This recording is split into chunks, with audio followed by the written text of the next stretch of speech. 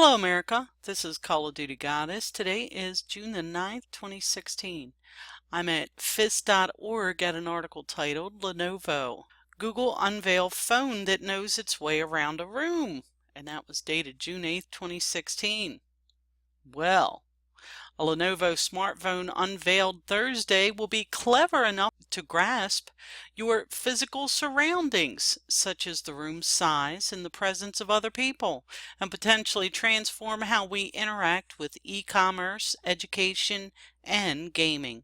Today's smartphones track location through GPS and cell towers, but that does little more than tell apps where you are.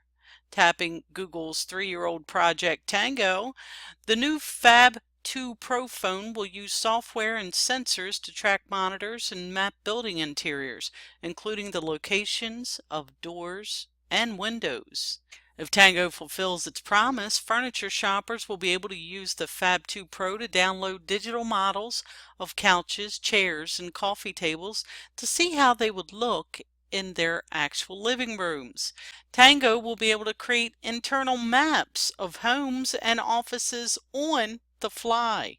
Google won't need to build a mapping database ahead of time, as it does with existing services like Google Maps and Street View. Nonetheless, Tango could raise fresh concerns about privacy if controls aren't stringent enough to prevent the on-the-fly maps from being shared with unauthorized apps or heisted by hackers. Lenovo says the Fab 2 Pro phone will sell for $500 when it begins shipping in the US in August. The device is expected to be available throughout the world by mid-September, in advance of Apple's anticipated release of the iPhone 7. Well, I'm at a website called Question Everything. I'm in an article titled Google's Connection to Intelligence Agencies Exposed. DARPA Director Becomes Senior Executive. Now, if you don't know what DARPA is, we'll get into that later. So bear with me here if you're not sure. Most people have probably heard of DARPA though. This was posted March 14th of 2012. Google's roots in the American Intelligence Agency run deep. On Tuesday, March 13th, Regina Dugan, who spent the last 2.5 years as the first female director of DARPA, Defense Advanced Research Projects Agency, took a position as a senior executive at Google, the world's foremost search engine. For those who are unaware, DARPA is responsible for some of the most advanced, invasive, and often downright frightening military technologies the world has ever known. Here's a short list: military exoskeletons, cyborg insects, shape-shifting matter, robotic animals, laser-guided bullets. As the article in the Los Angeles Times points out, Dugan is not the first DARPA Google crossover employee. Vinton Cerf, who worked as a program director for DARPA in the early 80s, has been employed at Google with the job title Chief Internet Evangelist since September of 2005. Now, this article was from 2012, so I'm not sure if he's still working there presently. But Dugan and Cerf only represent the tip of the iceberg when it comes to Google's connection with U.S. intelligence agencies. In January 2010, Google was the victim of a highly sophisticated cyber attack, resulting in Google turning to the NSA, National Security Agency, for technical assistance. This began a working relationship between the world's largest search engine and the world's largest surveillance organization. Mark Rottenberg of the Electronic Privacy Information Center, EPIC, remarked at the time that Google and NSA are entering into a secret agreement that could impact the privacy of millions of users of Google products and services around the world. EPIC has since filed numerous Freedom of Information Act requests asking for the release of communications between the two entities. The NSA has refused to comply, citing national security concerns and stating that the NSA is not able to comment on specific relationships we may or may not have with U.S. companies. Google was also contracted to provide the search technology and servers which make up Intellipedia, a massive, incredibly secure database through which over 100,000 United States spies and intelligence professionals from 16 government agencies share information. And the NSA has purchased numerous servers from Google, utilizing their search technology to analyze and organize massive amounts of secure data all over the world. Then there's Google Earth, which was originally developed by a company called Keyhole Incorporated.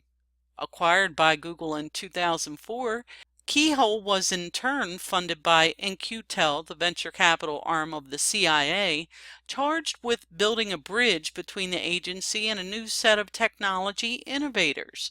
According to CIA Director George Tenet, the In-Q-Tel alliance has put the agency back at the leading edge of technology, a frontier we never should have retreated from in the first place. There's been at least one significant In-Q-Tel Google crossover as well. In 2004, the same year Google bought Keyhole, Rob Painter became Senior Federal Manager at Google after several years of directly reporting to the CIA in his capacity as Director of Technology Assessment in the In-Q-Tel. And one former CIA agent and Marine Corps veteran, Robert Steele, is on the record stating that Google is in bed with the CIA.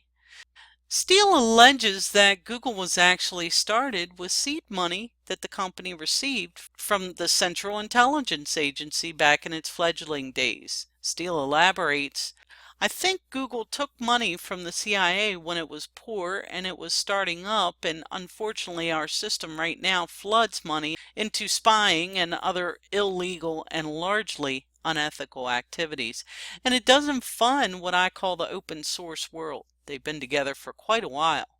Steele went on to condemn the relationship and went so far as to name Google's CIA contact within the agency. "I think that Google has made a very important strategic mistake in dealing with the secret elements of the US government. That is a huge mistake, and I'm hoping they'll work their way out of it and basically cut the relationship off.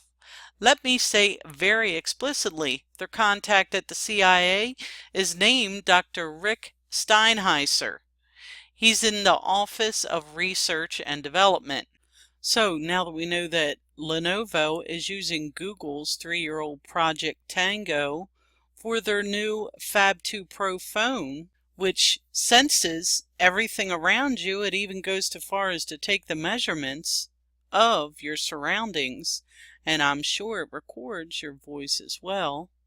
And knowing that Google is basically intertwined with all of our alphabet soup agencies and especially intelligence agencies, how easy would it be to find the right-wing extremists that are a bigger threat to America than ISIS?